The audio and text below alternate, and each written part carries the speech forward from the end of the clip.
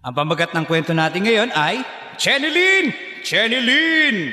Kwento ni Randy Garlitos at guhit naman o drawing ng libro ay si Liza Flores.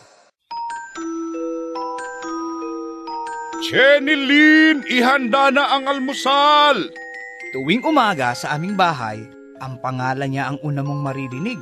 Kapag binibigkas mo ito, ay mayroong magic na nangyayari. Biglang magtitilian ang mga kaldero at siyanse sa ilalim ng kalan. Huhuni ang kaldero ng mainit na tubig. Maririnig ang kalatugan ng pinggan at kalansingan ng mga kutsara at tinidor. Tapos, sa isang iglap, busog na si tatay. Chenilyn! Ang paligo ko, handa na ba? Biglang magsisindi ang ilaw sa loob ng banyo. Dadagong-dong ang tulo ng tubig sa balde. Maglilitawan ng mga sipilyo, sabon, shampoo at tuwalya. Tapos, sa isang iglap, mabango at malinis na si Kuya. Chenilyn, ang damit ko sa eskwelahan! Biglang iinit ang plantsyang nakatago. Tatakbo ang kabayo na tangay ang lukot na palda at blusa. Tapos, sa isang iglap, unat ang lahat ng damit ni Ate. Chenilyn! Ang bahay dapat malinis na! Biglang magsisibango na ng mga basahan at sabon, magsasayawan ng mga bunot at walis. Tapos, biglang makintab at mabango ang buong bahay. Chenilyn! Laro na tayo!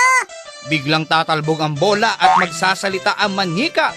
Maging nanay ko siya sa bahay-bahayan, magiging taya siya sa taguan. Tapos, paglingin ko, nakaupo siya. Natutulog. Bago ako matulog, ang pangalan pa rin niya ang maririnig. Ang pangalang Chenilyn! Chenilyn! Chenilyn! Chenilyn!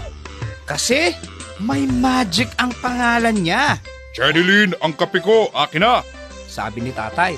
Biglang maghahalo ang kape, asukal at umuusok na tubig.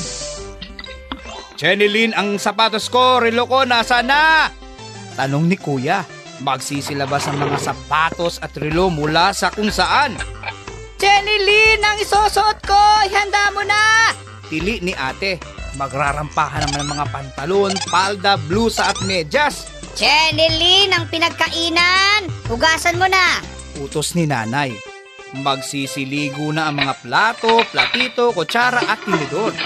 Basta tatawagin mo ang pangalan niya, meron ng iniinom si tatay sa kwarto, nakita na ang nawawalang gamit ni kuya, handa na ang damit ni ate para bukas, malinis na ang mga gamit sa kusina ni nanay.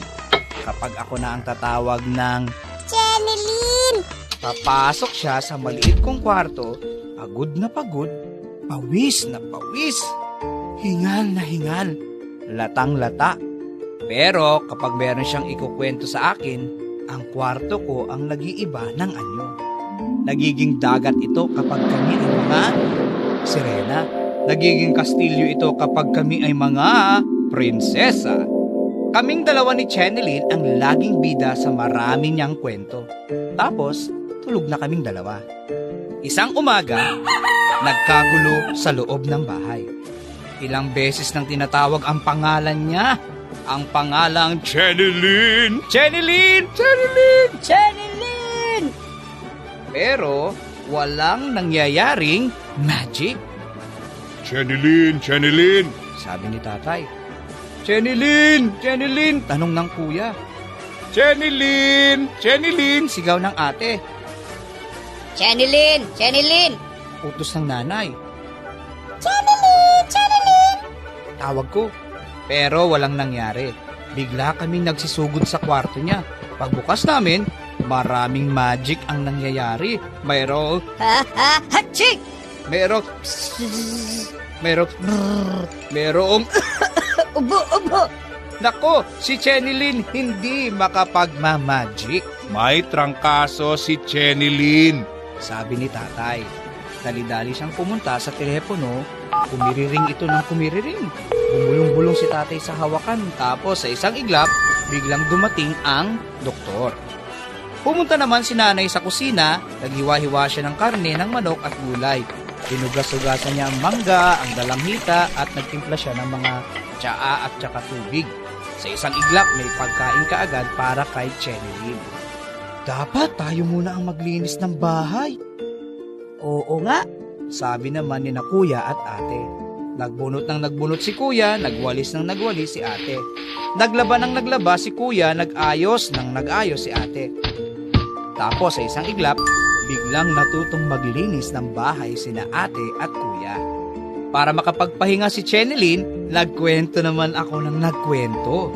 Biglang nagbago ang kwarto ni Chenilyn, naging bughaw o kulay asul na langit ito nang maging piloto kami. Naging entablado ito nang naging mananayaw kami. Tapos sa isang iglap, nakatulog si Chenilyn. Mula noon, iba na ang maririnig sa loob ng aming bahay tuwing umaga. So yan po ang ating kwento na may pamagat na Chenilyn, Chenilyn.